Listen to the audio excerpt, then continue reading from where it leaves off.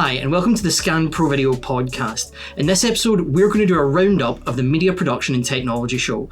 And this week, I'm joined by Carl and Adam from the Pro Video team. Hi guys, do you want to give us a bit of an introduction to yourselves and what you do in the Pro Video team? Yeah. Do you want to go first? Yeah, can do. I'm Adam. I do all of our web product content, so all of our web pages for all of our new products, old products. I occasionally helped out with social media, which is kind of what Carl has taken over a bit more now. Carl?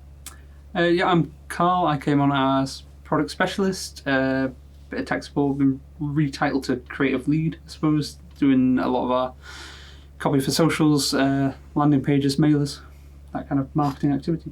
Nice. So really joined by some people who know the kit very well. Now, we were all down in London last week, down at the Olympia, for the Media Production and Technology Show. It wasn't my first trade show. I've been to quite a few in my years in the industry, but I believe it was your guys' first. How did you find it? I found it alright. It was quite a weird experience doing the first one exhibiting, if that makes sense. So not so much time to kind of explore around and get the lay of the land, but being on stand waiting for people to come to us instead of waiting to go to booths, if that makes sense. But apart from that, good experience. Nice to meet some people. Nice to see some kits and nice to show off some of our own kit. Yeah, it's definitely a different side going as a visitor versus being an exhibitor, isn't it? Adam? Pretty similar experience for me. It was the first trade show. I've done previous exhibitions with uni and stuff like that. So I've kind of had that waiting around for people to come over and visit. Thankfully with more success at a media production show than in main exhibitions. But it was good to meet people that are buying our kit, people that need to learn about Scan Pro Video more as well. Some quite cool directors out there that are using Blackmagic kit as well, which is what we have heavily featured. Yeah. Well, I think that's a good starting point for the whole show, really, was the Scan Pro Video booth. I mean, we went big this year. We took quite a lot. We've been away from trade shows for over 2 years with everything going on. So we wanted to go back and we wanted to go big. And we certainly did it. We were showing off a lot of kit on there. And personally, I thought our booth was quite impressive. We had everything from live production demos and cameras all the way through to Europe's first ever Omniverse Enterprise demo there as well. So if you guys had to pick, your favourite part of the booth, what would you go with? Because I came from a cameras background, so I've always kind of lent that way. So the camera side definitely was good. It's good to be the people taking the Blackmagic 12K. There's a lot of interest in that. It's good to actually have one out and show and get to play with ourselves. So that was definitely that. So it was also good to see the actual free access systems in person, because we do so much work around our free access systems, but obviously we don't have them out and about all the time. Yeah. It was actually good to see those in the flesh. Totally. Yeah, I was going to say the same. I've based on the photography degree, so cameras have always kind of been that highlight, but because we've also been working from home since forever, it seems like at this point, the workstations kind of felt like a mythical being at this point. Yeah. So seeing the virtual production workstations was quite good. Running it was Unreal 5, wasn't it? The demo that we ran. That was quite cool, playing around with Unreal for the first time. It's one of those first, my first touch with it anyway, after saying I've wanted to mess around with Unreal for so long, but just never having time. So it's different trying it on my home PC than doing it on the A6000 on move is quite a jump. Yeah, it's weird seeing something work in real time when you're used to viewing it frame by frame. Yeah. Totally. Yeah, I mean, if I had to pick my favourite bit, I spent a lot of time over by the DIT cart, obviously with my background in post and resolve. But the Omniverse stuff was really exciting. There was a lot of interest in that. And we had quite an influx of people, especially after the Brett Danton and Jamie Allen talk. So that was a big thing for us. For those that missed it, Scan Pro Video had a sponsored talk in one of the theatres at the Media Production Technology Show, where Jamie Allen from NVIDIA and Brett Danton, a DOP, talked about the advantages of Omniverse and working in this virtual environment. So that was really good. I don't know what you guys thought of that. I didn't actually see the talk, but because we've done the podcast with Brett before, so Yeah. we've seen this kind of. He was talking about it either during the podcast talk. He might have mentioned it after about when he was going through some of the footage he created in Omniverse for a car commercial. Yeah. And so we've already kind of seen that before, but going through it, trying to differentiate between the live footage he shot and the stuff, you can't really tell the difference, can you? So it's quite impressive to see what he's been doing in Omniverse, even though I missed the talk. But Totally.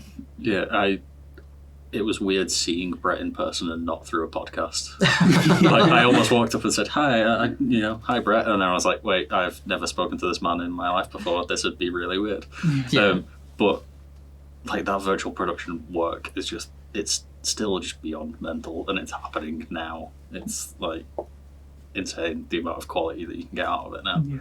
That's it. It's blurring the lines between what's real and what's not, to such a degree that it's scary. You can build entire worlds and surround yourself with a couple of LED walls, and you just you can be anywhere. Look at The Mandalorian's the perfect example. It's scary what's possible, but exciting. Yeah. I think as more virtual production sets and stages start to open up across the UK, and we see more people jump towards it, I think we're going to see less and less green screen, and it's just going to blow up. And really, it's an exciting time. Interestingly, I spoke to a student that had come onto the booth at some point, and I was just saying to her, I wish I was going to uni at this point to study virtual production, because there's such a vacuum almost in the market for people who are well trained in this sort of thing to go into. I think that's a really exciting sort of area of the market. I was going to say, I think pre-MPTS, I think me and you both watched the same GTC event, the virtual production panel they did, and I think it was someone from ILM was saying, education-wise, university-wise, there's such a demand for people who can. Because I suppose when you think of virtual production and the output into LED walls, you just think of the background plates thing. But from a virtual production point, having people who can create the assets for it is in such demand at the moment. It's such a skill to have coming out of university. Yeah, especially like specialised for like media productions, because a lot of it is game engine based. So there's a lot of game devs out there, but there's also a lot of game studios out there. And obviously just eat up those students, graduates, whatever.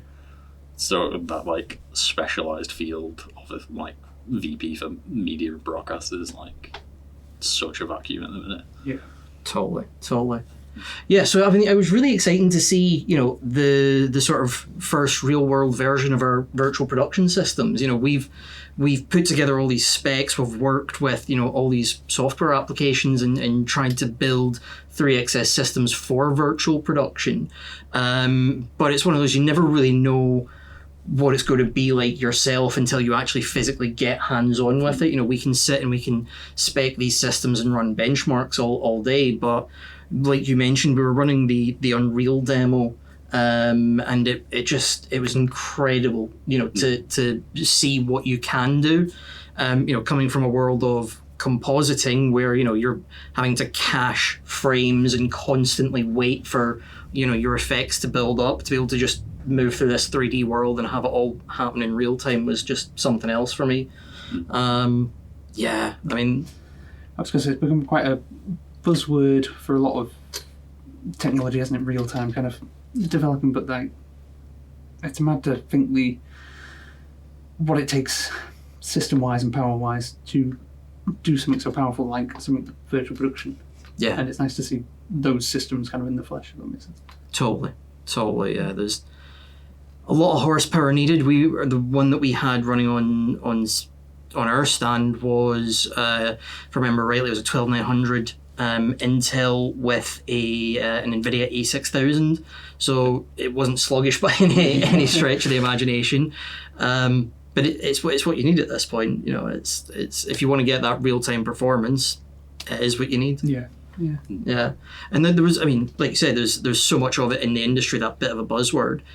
Going around some of the other booths, you know, if we looked at 86, for example, their booth, they had the whole LED volume set up with a nice sort of practical set as well. I don't know if you guys got a chance to have a look at that, but it was very nice. Yeah, I had a brief look on one of our breaks. I think, it's a lot of similar stuff sort of with what 86 have done to like the VP productions of like Disney and stuff, where it has been that mixed kind of physical front ground to the massive LED volume back walls to just give that depth, which is just insanely cool. I thought also the thing with 86 being really impressive was because we kind of talked about it when we were planning our stand, what we were taking, because we were taking a virtual production workstation. We'd thought about maybe trying to output that onto some sort of small form LED wall or something to show that off, but a mix of the other kit we're taking and the Omniverse stuff kind of chose against it. But so that was the impressive thing to see on 86's stand, is because when you think of a virtual production studio, you think of the hundreds of foot square studios with the 360 walls, and it's good to see them be able to show off a virtual production workflow in the space of one stand.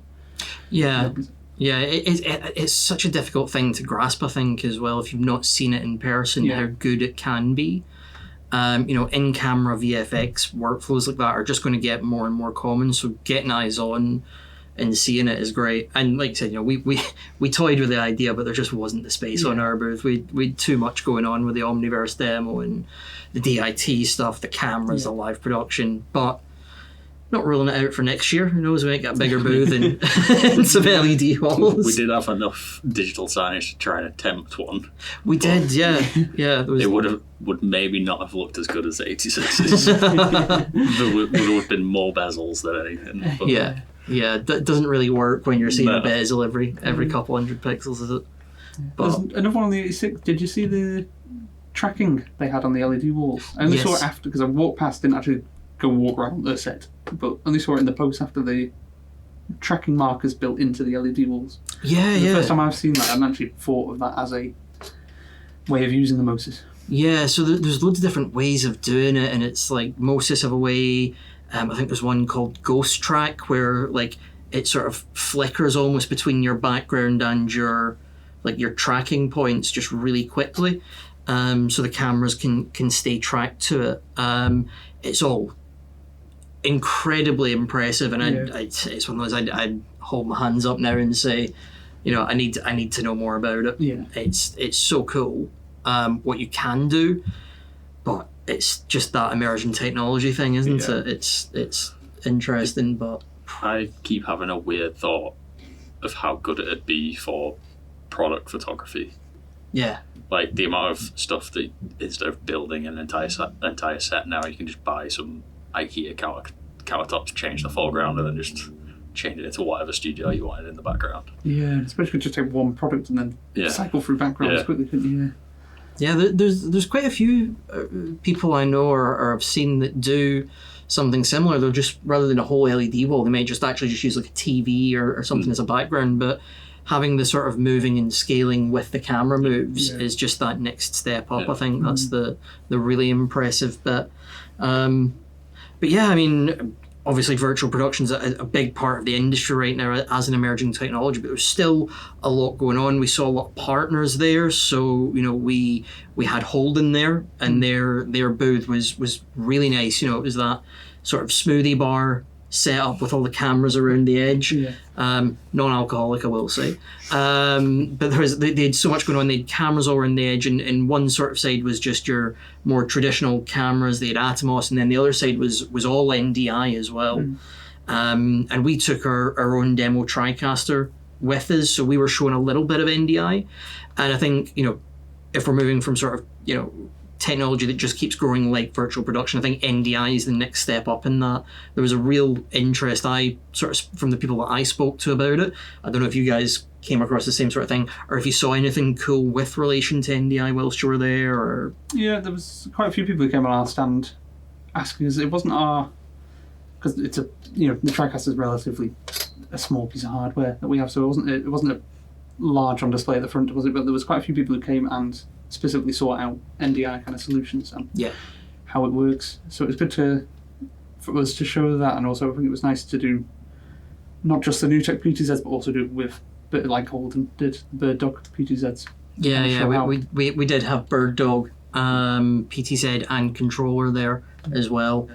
Yeah, and we are also filming all of this on the TriCaster today. We're actually using some of the spark converters to take our pocket camera here and convert it to an NDI source for the TriCaster. So if you're seeing this podcast or you've watched any of our previous podcasts, we've produced them all around that new tech TriCaster Mini 4K as well. So, we're definitely more hands-on with a lot of the kit, and I think that was something that we missed over the last 2 years, is being hands-on, and I think it's something both of you said at the beginning is at the trade show it was nice to actually get hands-on, set up the kit and get used to it again. I think as we go back to normality or an altered state of it, hopefully we're gonna be able to do that more. We're gonna be able to get out and actually get involved with not just the kit that we're interested in, but keep our finger on the pulse of what our customers and what the industry's doing as well. Speaking back to the Holden stand, I suppose it was nice to see some of like the newer kit too and get out there and try that, like because they had the Atomos Connect, which I think they only announced at NAB a matter of weeks before, didn't they? And had that, and also the Bird Dog P120s are still relatively new, aren't they? So it's quite impressive. Well, not impressive, I suppose that's the point of the trade show, isn't it? To get to try the new kit as it goes out before it goes. It's a small part of what we and Holden both had, but Condor Blue cages, that was like most of my content life before Music Production Show was listing all of those for us. But seeing like the actual quality of them was nice, like getting to see the scale of them as well, because when thinking back to it, they are also like a COVID baby company. They started in like 2019, 2020, like middle of the pandemic, just to come through and then make some pretty high quality cages to add to that pretty small market, to be honest. Yeah, they've grown pretty quickly, haven't they? Like, I've noticed quite a bit of light buzz around them. Yeah, we had a couple of people like along with the NDI asking about cages for the Blackmagic cameras, and actually the SSD holder as well.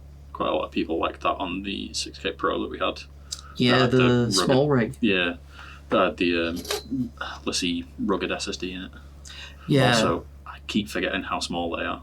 Oh, yeah, because I live in like 1500 by 1500 web like image pixel, like I just live in that square, so everything's the same size. It's kind of weird. Yeah. But seeing how small they actually are was a bit enlightening again, because I've not left the house for so long. It's weird. I used to work on set with them quite a bit, and it feels like each time I see a new one, they just slowly start to shrink a bit. That's why they used to be quite. They've gone from 3.5-inch hard drives, 2.5-inch hard drives, 2.5-inch SSDs, and now they're all mostly NVMe SSDs. Yeah. Is it the Rugged Pro series? Is the NVMe? Well, the Rugged SSD is as well. SSD, yeah. I think it's only, don't quote me on this, maybe like the older SSDs that are still 2.5-inch drives, but I think they are all pretty much all NVMe now.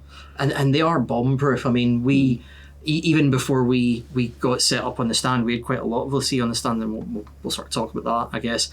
But like all the footage that I took down for the sort of editing demos and the color demos that we had, I just sort of took it in a rugged SSD, and that thing got treated as you would appropriately for in the name rugged. Yeah, exactly. You know, they are built like a tank. You did some product testing on the way down. Exactly. You know, we were packing that van in a hurry, so it got on there, and you know, it worked on the other side, and that's what matters.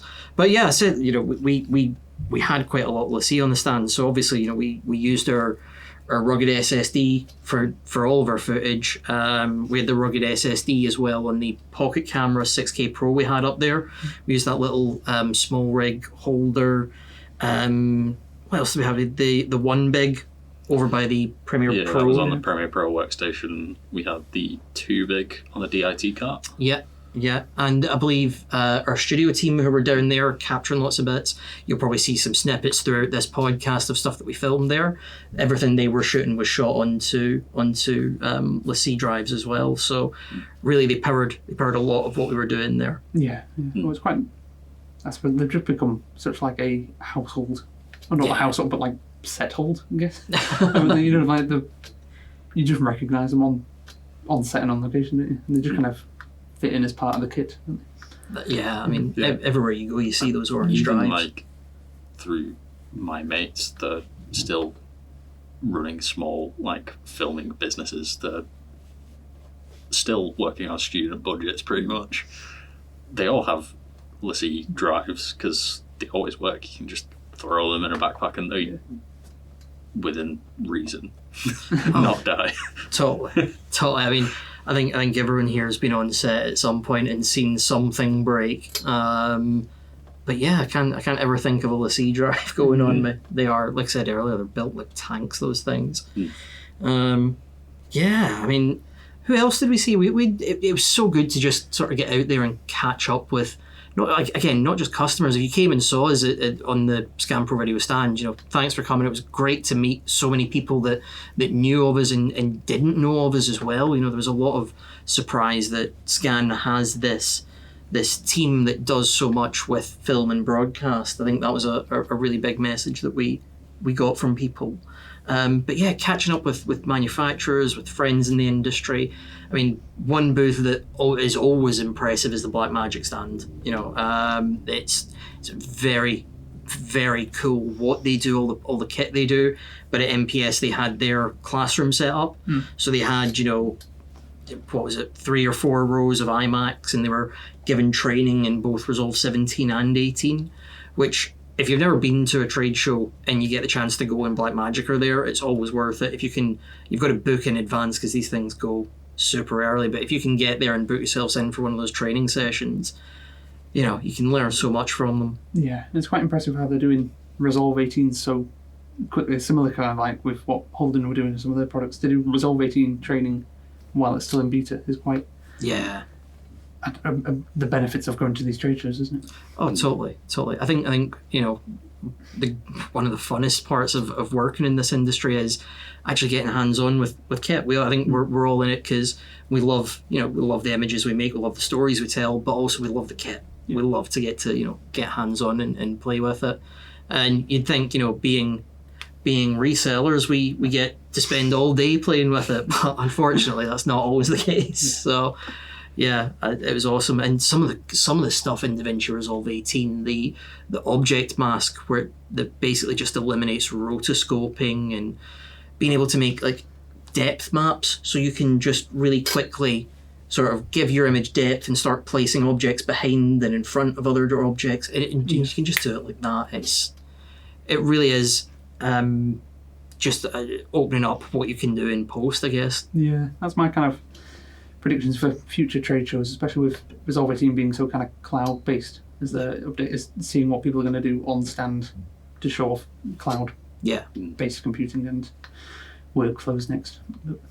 Well, speaking of cloud computing, you know, we were showing off our vGPU platform, so we touched on, you know, the Omniverse Enterprise demo that we had, but the way that was run was actually from one of our vGPU servers. So we had a server that could, you know, split up its GPUs and dedicate them to just some laptops around the booth. And you know, this sort of cloud way of working, I think, is you know, it's not for everyone. Not everyone has a need for it, but it's just growing as an area, and it's something that Scan are on top of. You know, vGPU, Scan Cloud. You know, it's building out. So yeah, I mean, if you're interested, you know, this is definitely the place to be for it, I'd say. Yeah, it's quite. We've not just done one kind of aspect of cloud computing. We've kind of covered so many different areas. Yeah. So quickly. Yeah. If you need cloud computing, come to Scan.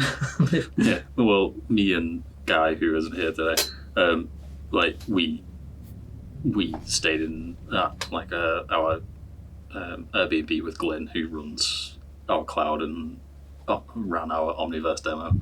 So after the first day, basically our evening was then talking Omniverse with Glyn, because what else do you need to do at like midnight? But just seeing the amount of things that Scan are kind of involved with vGPU and Omniverse is kind of mental, that where it's going and where the potential is, because it's kind of a bit endless, especially with the way NVIDIA are developing the enterprise and server-side systems and solutions. It can get a bit mental. Oh, totally. And I think that's another part of it all, was that, Glyn was there running those demos, like you said, and he is just such an encyclopedia of all things cloud and Omniverse. So to know that, because we're showing it on booth, if anyone came up and asked me how it all goes together, I make pretty pictures in post-production. That's sort of my wheelhouse. But Scan have that resource to dip into, which is a massive thing. Yeah, it's mad, isn't it? It was also quite, I thought, a nice touch to have the 4 laptops going into a multi-view for Omniverse and have them all on one screen, kind of showing how they work together. And I was watching Chris from NVIDIA, who was on our stand, do some of the physics with, I think it was like a warehouse. The warehouse and simulation. watching that kind of go through all 4 computers was quite impressive. Yeah, that was a really nice little touch. The multi-view, just because the whole thing about Omniverse is the collaboration of it and being able to work on all these different applications. So, we put it on a multi-view at the back so people could actually, if you weren't working in the demo, other people could walk by and see how it all works in real time. And again, it's those words that we mentioned earlier. It's real time. Yeah. That's it.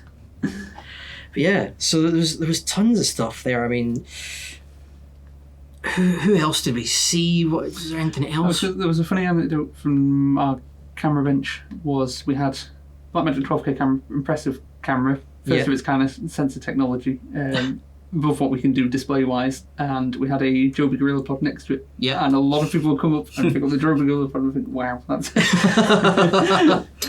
I think it's just that attainable thing, though, isn't it? It's like, oh, hey, I'm not going to be able to afford that ever, maybe.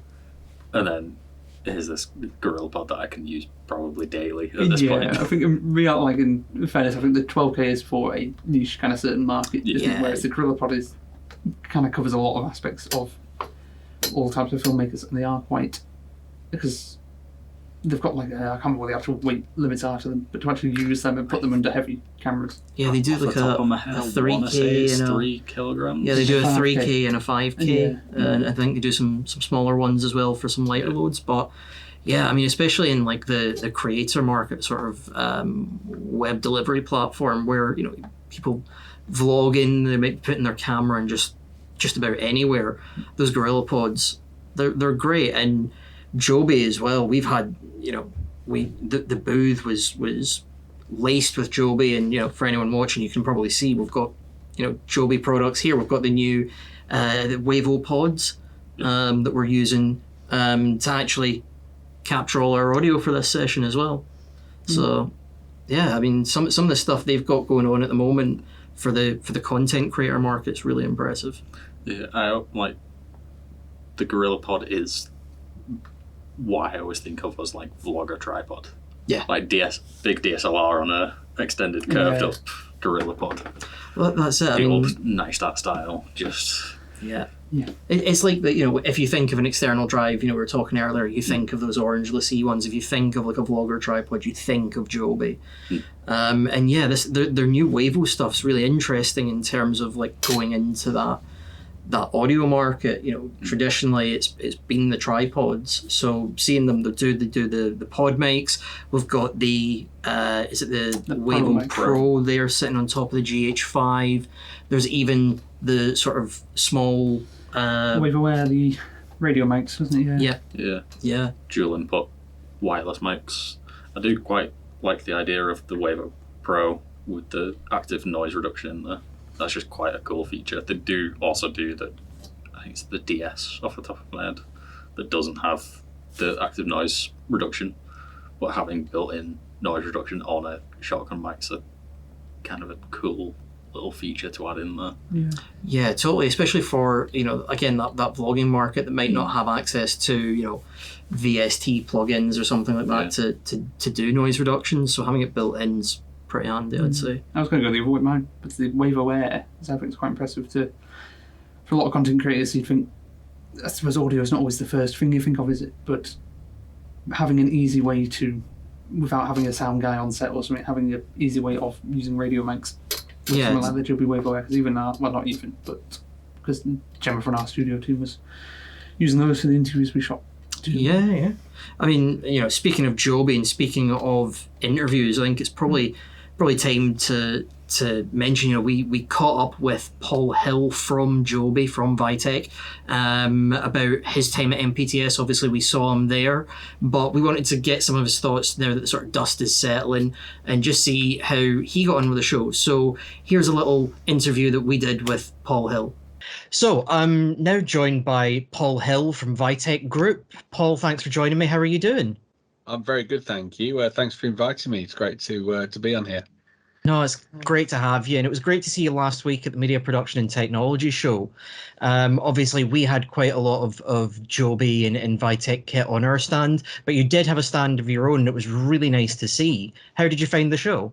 Do you know what? First of all, it was just fantastic to get out and actually meet with our community and our partners in the industry. After that hiatus, really, seeing 2022 as a year to reconnect, and I think this show didn't disappoint, really. I know the viewing figures have come out, and it looks to be, I think, a record year for the show itself, and you can really understand why. I mean, I think everyone is really keen to see things, physically and actually really get hands-on and have conversations with people about new equipment, new projects, new activities, and yeah, I mean, it was absolutely true to form on that.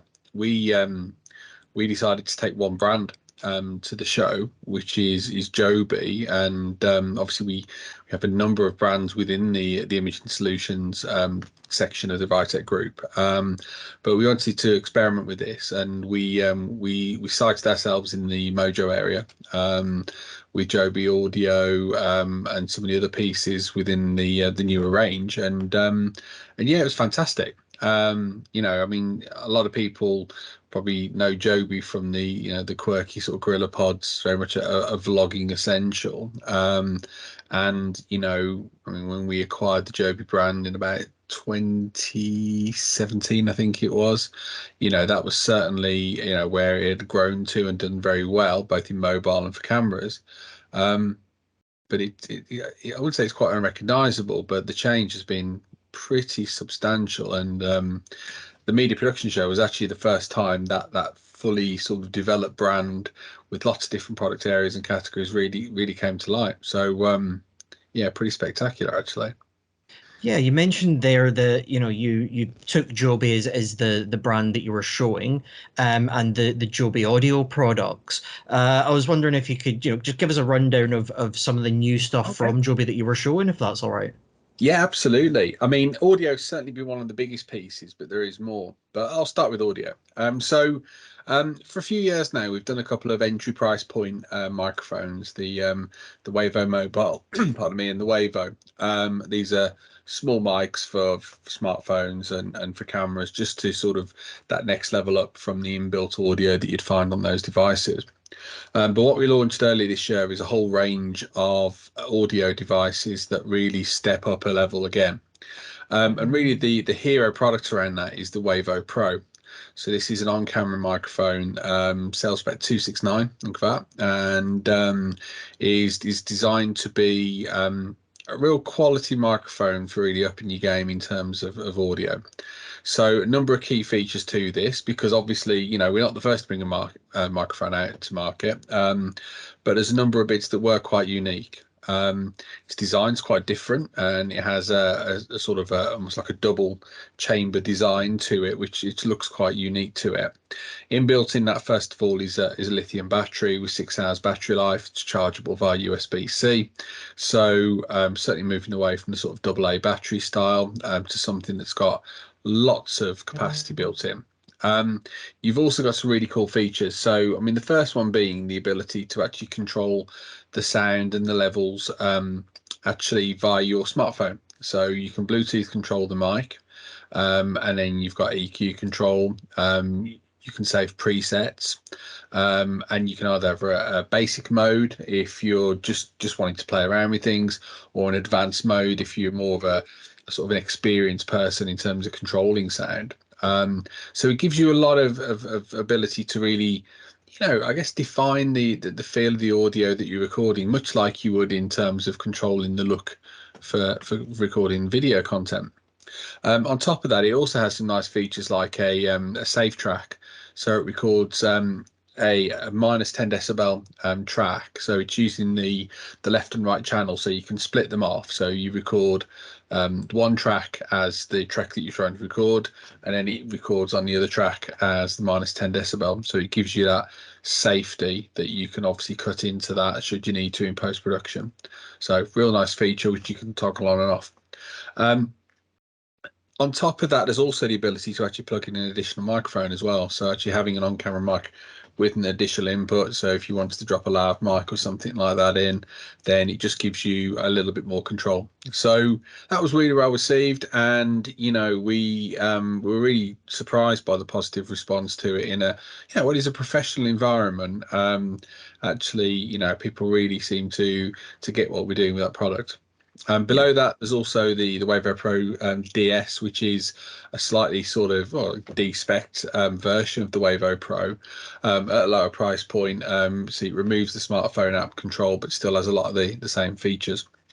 Apart from that as well, we also launched the Wavo Air, which is a wireless kit. So that comes with 2 transmitters and a receiver as well. But you get a lot of bits and bobs in the pack as well. So you get two lav mics, although there are mics built into the transmitter packs. But the lav mics just give you a little bit more flexibility and control, and actually really good quality lavs. You also get a range of windjammers in there, and a whole host of different connection methodology for the receivers. So we do anything for a clip that will fit onto a GorillaPod, a lanyard and a magnetic band so that you can just clip it around your neck. Obviously you've got sprung clips as well if you just want to fasten it to clothing. So some really cool ways of doing it, and it's a nice system. And on top of that, there's a pack you can buy to sort of give you a whole host of other ways of connecting things as well. And again, we showed that on one of the Sony vlogging cameras, but equally it's at home with a smartphone as well. So certainly a lot of the kit was cool there too. On top of those items, we also had some new lights. So we had a new 12-inch ring light that we do from Joby, very well priced, and even a small ring light which is designed to just clip onto the back of your MagSafe smartphone. But if you don't have MagSafe, there's even a little sticky ring that you can just put onto the back of the smartphone and then just clip it on. So some cool bits there. But it didn't just stop with audio actually, and we also had some motion control devices. So we launched 2 products called the Spin and Swing. So the Spin is a rotational device. It allows you to pop a smartphone onto it, and it allows you 360-degree rotation. It's programmable and presets as well. So ideal if you want to do time lapse, or if you're looking to do panorama and that sort of piece. We also sell it as a pan tilt kit, so you can actually use it for doing multiple axis control. And then the Swing is a motorized slider. So it's about size of a power bank, I guess is the best way to describe it.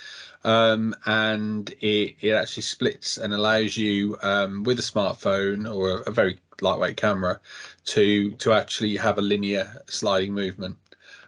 So neat and compact, great if you're using a smartphone, if you wanted that sort of second shooter camera view, and again obviously for time lapse and other pieces as well.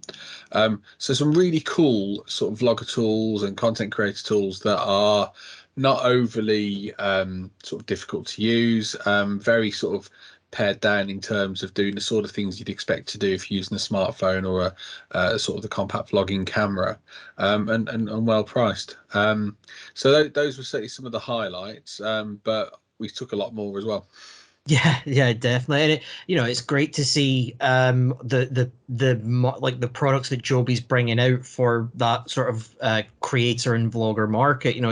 It's only grown over the last 2 years. Like you said, this is the first sort of trade show we've been at over the last 2 years with the pandemic and everything going on. But the rise of everyone sort of shooting as lightweight and as mobile as they can. It's not just for people making YouTube videos in their bedroom now. Things like the on-camera mic are great for reporters or anyone that's just out there trying to get a quick shot.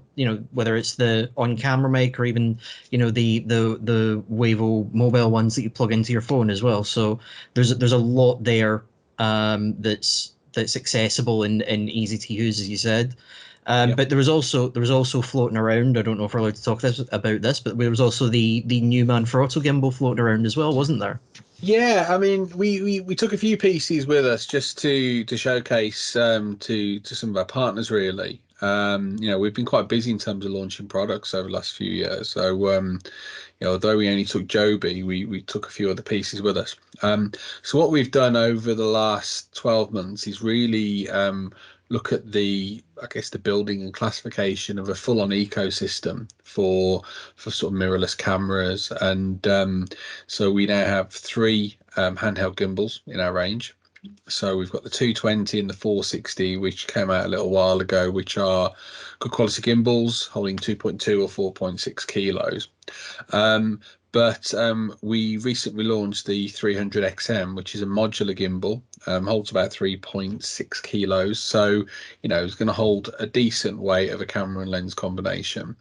But one of the nice things about the modular gimbal is that actually you can disconnect certain pieces. So the actual 3-axis movement can be connected separately to the handle and controller pieces. So you can configure in different ways. So you can hold the controller and do it whilst the kit is actually doing the work. And yeah, that was quite a cool piece of kit, and we're able to show people that and show some of the capabilities that offers. But around that, there's a whole other piece of accessories. So first of all is the Gimboom, which is a telescopic pole that is really designed to operate a gimbal. So unlike where, I'm sure we've all seen people using monopods with gimbals and holding the weak end of it as they're sort of telescoping out, and probably even seen the internet videos of those sorts of poles and gimbal breaking into a million pieces. But the Gimboom is a really simple device because you just twist the central collar and it allows you to extend outwards at front and back to give a good operating length, and it gives you the ability to handheld boom from floor to over 2 meters, 3 meters, I guess, if you're tall, quite easily. So it gives you a lot of movement, a lot of flexibility, get some really interesting shots and add value to your work. There are other range of accessories, so we do things like the Lambda pod, which are 2 legs that actually connect onto the Gimboom, in effect turning into a tripod, but far smaller and far easier than sort of taking a tripod alone, and connects all in with the system too. So we had those pieces there, yeah, they're just one part of it, because when you think that you've also got our slider and motion control systems in Manfrotto as well, the Manfrotto Magic Carpet and the Genie systems, which used to be branded as Syrup.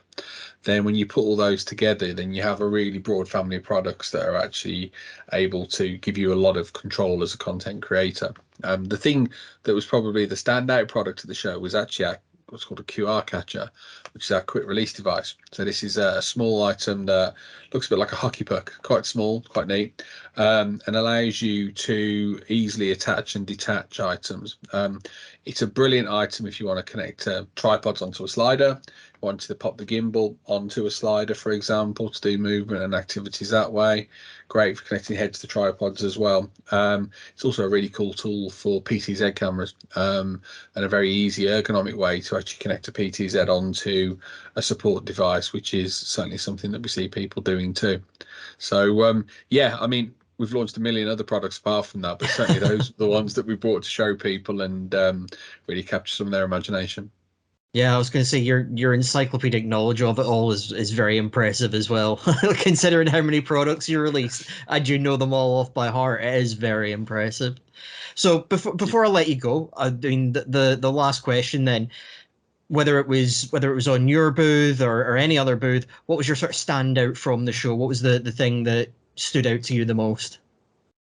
I think the standout really is not necessarily a product, but just showing how the convergence of technologies has continued at pace.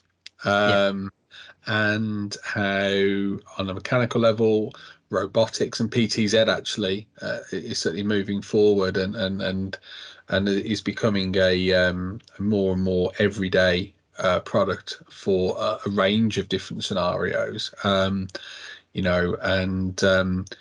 Obviously we see that for our own product development and how we're, I guess, offering the ability to motorize recording cameras. But you can just see how technology, whether it through 5G connectivity, whether it through other types of connection media, and just through that pace, you can see that we're living in a more connected world where content is everywhere, can be aggregated from everywhere, and has to be managed and processed. And just how exciting it is, whether you're looking at, high-end TV and film, whether you're looking at people monetizing content on social media or anywhere in between. I feel very lucky to work in the middle of all of that in what is a very exciting and dynamic industry, really. Yeah, I totally agree. And it's showing no signs of slowing down either, which is fantastic. No. Lots to learn going forward because it always seems to be something new, but it's exciting. Well, thank you very much for joining us, Paul. Really appreciate your time today. No problem at all. Have a good one. So there we go. We've heard from Paul Hill, and it was great hearing from him. Obviously, very knowledgeable about the Joby products and very invested in it all. And we saw quite a few, other manufacturers and brands there. Obviously, we talked about a few. Seagate was one of my favourites. I really liked their booth, sort of in the centre of that hall. And for anyone that sort of got the chance to swing by it, you'll have seen the sort of spin the wheel, win a prize thing that they had going on. And they had some funny gifts on that, didn't they? Like the C notebook and the waterfall. Yeah, totally. It was. There was some funny ones, there was some serious ones, but it's a great thing to sort of get in there and have the opportunity to walk away with some free stuff. Again, we're not there totally serious all the time for trade shows. It is a bit of levity, and there's always a few freebies, I would say. Yeah, I feel like with the almost 30, 32 degrees that it got up to in London, the free Seagate water bottle would have been a real win at that point. Yeah, definitely. And that glass roof on the London Olympia hall that we were in, it's just turned us into a bit of a greenhouse, didn't it? So yeah, we weren't looking all perfectly made up. We were a little bit sweaty by the end of those days, but it is what it is. Trade show life. Exactly. But speaking of freebies, we had some free lens cloths on our booth that I may have pilfered a few of for my own cameras. But we also ran a few competitions. So we ran a competition to give away some Joby equipment, and people were coming onto the booth and getting involved in that. I believe we also had a bit of that on our socials. And congratulations to the winner. Fantastic. Hope you get out there and start making some really nice content with it. But we also ran a competition to give away a Blackmagic Design speed editor. So over on our innovative DIT cart, we had our 3XS color system, running DaVinci Resolve, and we had a few clips in there, a few raw clips from different cameras. There was some 12K RAW, there was, I believe, some ARRI and a few other raw files that we had on there as well. And the idea was that we would ask people to grade the footage, go in, do a grade, pick a clip, do a grade, and we'd cut it together in a reel and then do a bit of a staff pick. So, we'd cut together a reel at the end of this, and our favourite grade would win one of the speed editors. And, all of that, all the footage that we had, we were storing on a 2 big as well there. And at the end of the show, I exported all the grades just to be safe, exported all the grades. And I believe you're currently, we're doing a wipe between yeah, the ungraded and graded to kind of show, we've got a show lot. everyone's done. Got a lot going on. And I think we've got the reel now, don't we? So, yeah, here we go. This is the reel that we had. So let's see if you made the cut.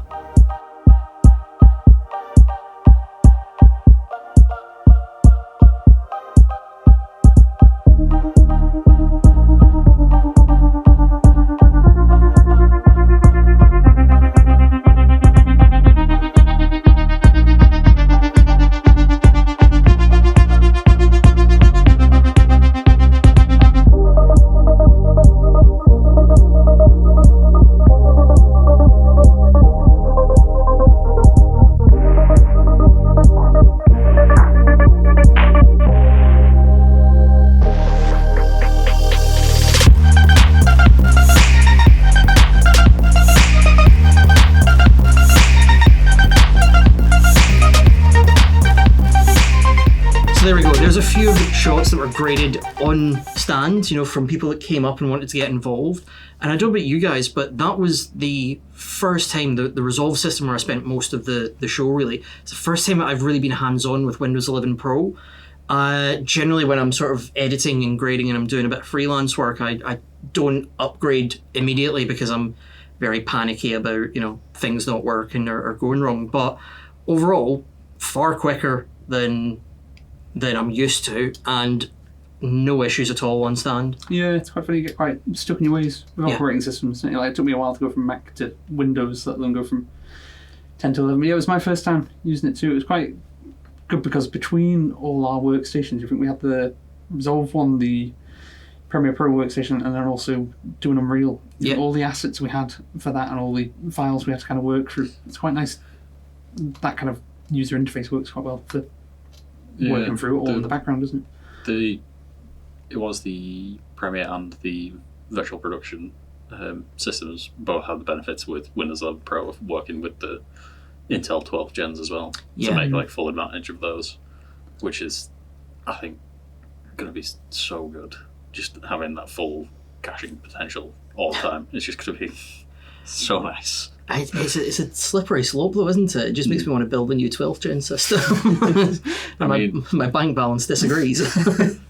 Yeah, it's always, new operating system always makes me just start looking at system configurators every time. Yeah, it is a slippery slope, but I feel like now that Windows 11 Pro has kind of worked out those initial kinks of usual new operating system type thing of getting used to hardware, it is where it needs to be at now with professional workflows and apps making the most out of the hardware that it's got. And one thing I was actually impressed by being better, which it sounds ridiculous, was actually the search function. The search function works really well on Windows 11, or Windows 11 Pro, sorry, that we were using.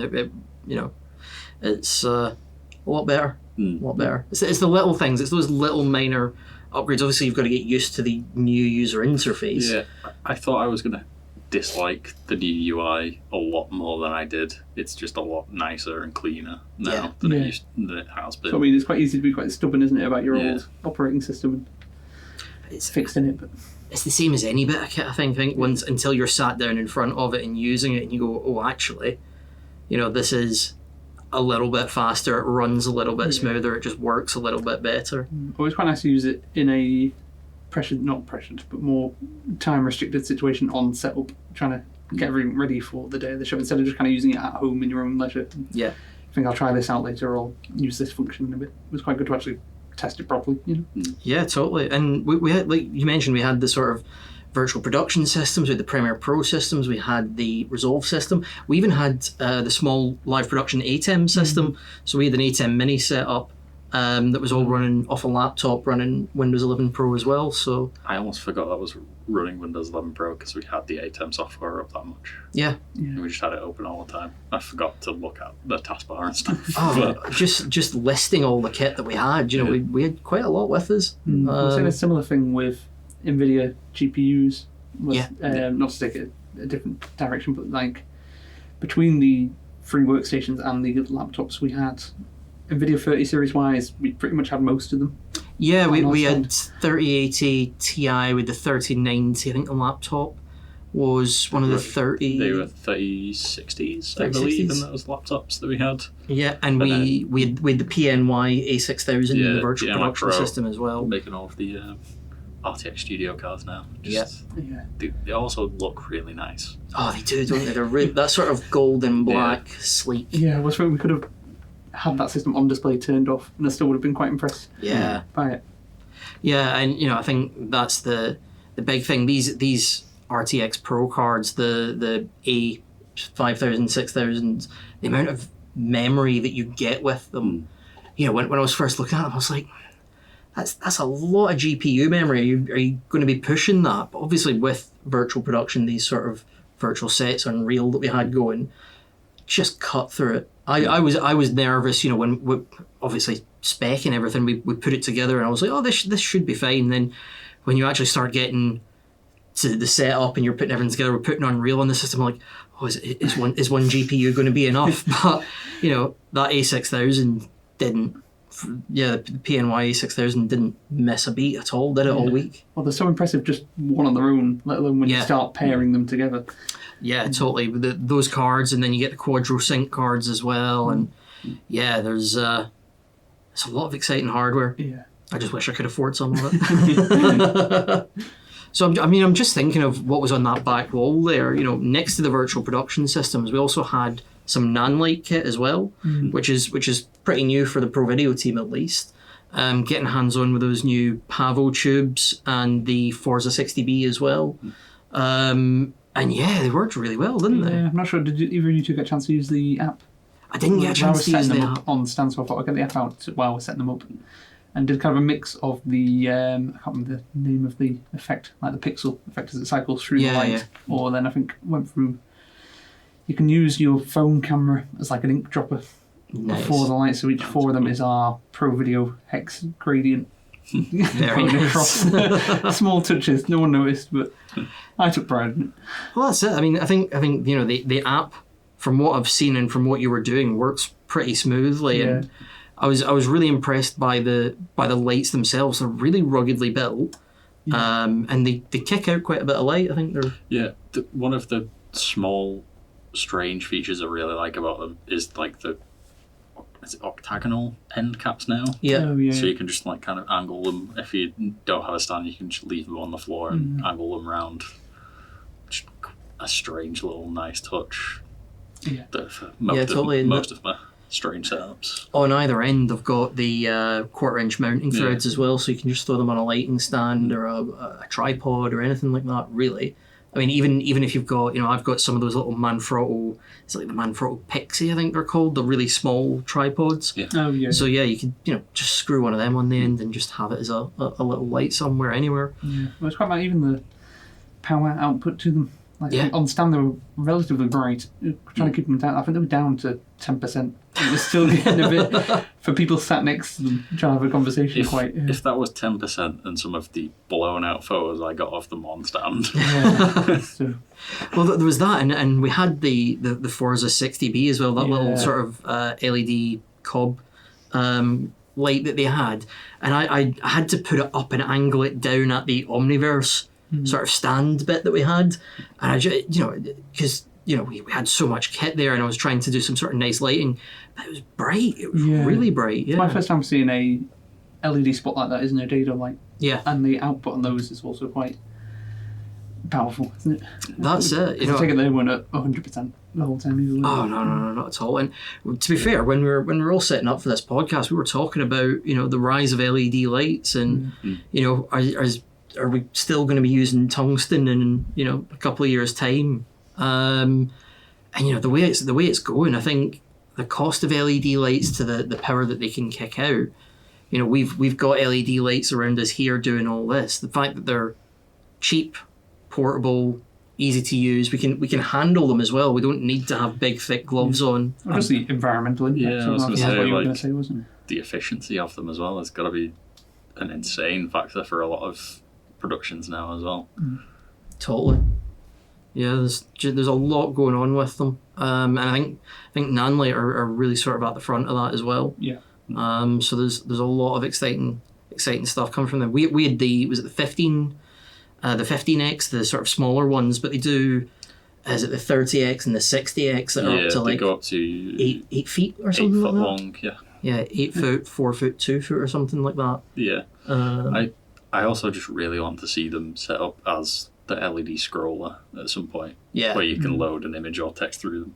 That's just a cool feature. Yeah, and if I remember rightly, they've got a feature or an effect that's for driving. Yeah. So it's almost like it'll do like a street light just sort of passing you. Cool. So you can, if you're shooting anything in a car, you can set a pavo tube outside the car window or just above the car, and it'll give you that No sort more of passive waving street one round light. in the background. Yeah.